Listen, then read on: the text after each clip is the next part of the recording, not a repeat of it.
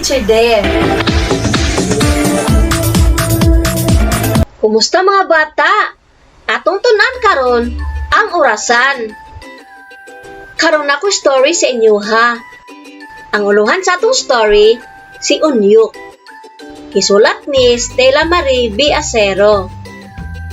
Nagdali na usab si Unyok sa iyang lihok. Kay maulahin na pud siya sa iyang klase.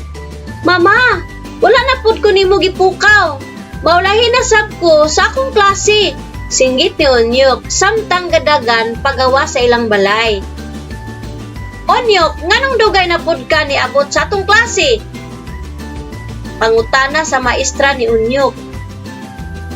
Dugay na pud ko nakamata ganina, ma'am. Pasensya kaayo, tubag ni Unyok.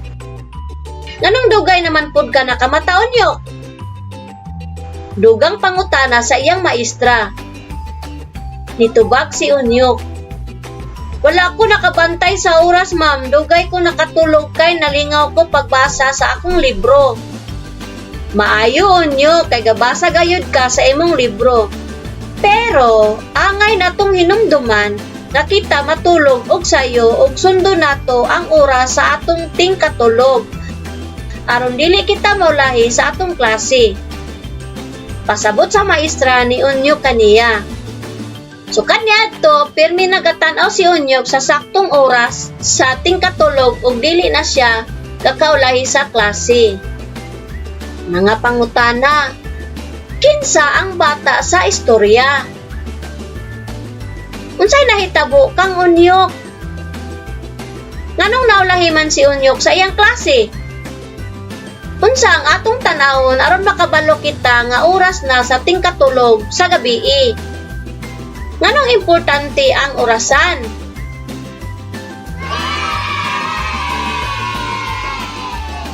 Karon mga bata, unsa ang parte sa usa ka orasan? Unsa ang duha ka kamot sa orasan? Pila ka numero ang anaa sa orasan? Ang orasan aduna usab duha ka kamot.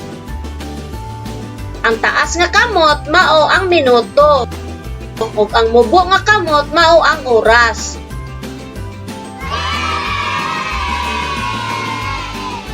Ang orasan gigamit nato aron makabalo kita kung unsa na ang oras. Kini gagiya sa ato kung kano sa kita angay matulog sa gabi o bisan sa oras nga kita maligo.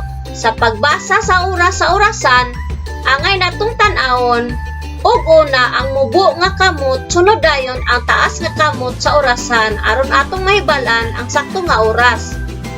Pananglitan, ang mubo nga kamot nagtudlo sa 4 ug ang taas nga kamot nagtudlo sa 12. So ang buot ipasabot ang oras kay 4 o'clock. Sunod, ang mubo nga kamot nagtudlo sa 10 ug ang taas nga kamot nagtudlo sa 12.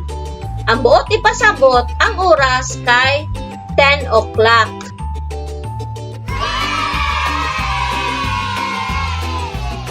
O karon mga bata, atong tan-awon ang orasan. Atong linginan ang mubo nga kamot or ginatawag nga hour hand.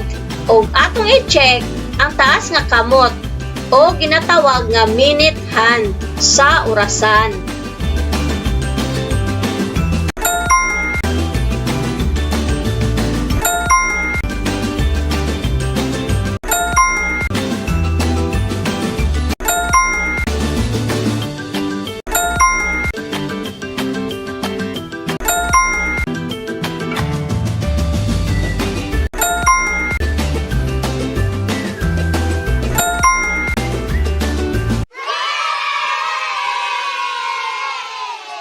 Sunod mga bata, i-connect ang saktong oras nga gipakita sa orasan.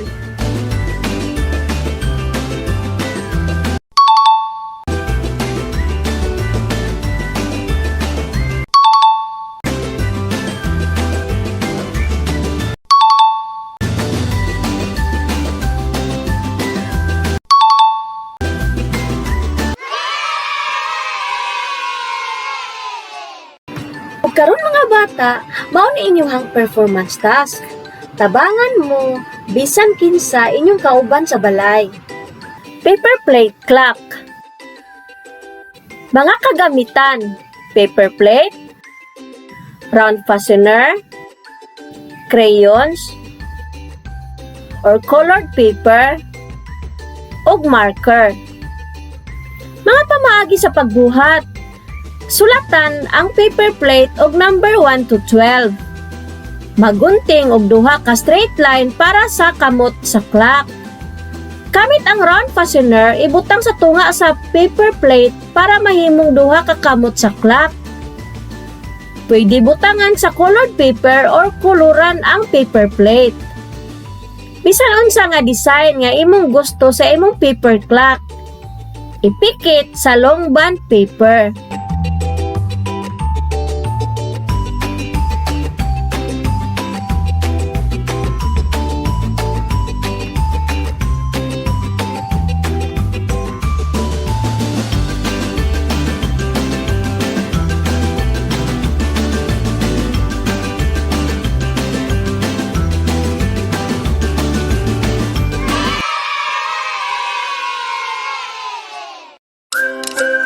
Daghang salamat! Bye-bye!